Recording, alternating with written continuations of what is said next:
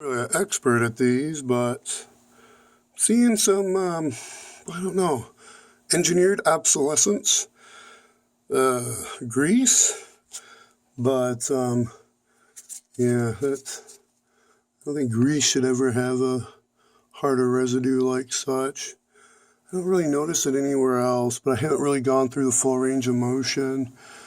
Mainly down here is where I see, you know, residue and crap and corrosion. Seeing corrosion a little there.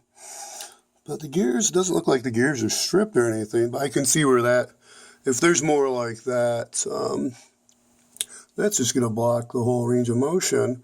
So if we're not getting a full range of motion, I've seen a little bit, I don't know if that's a cover or what. I see a little metal, which isn't good, metal on metal shavings. I don't notice anything down here. Inside, motor-wise, like I think I mentioned before, looks good. Belt looks good. All the teeth look present.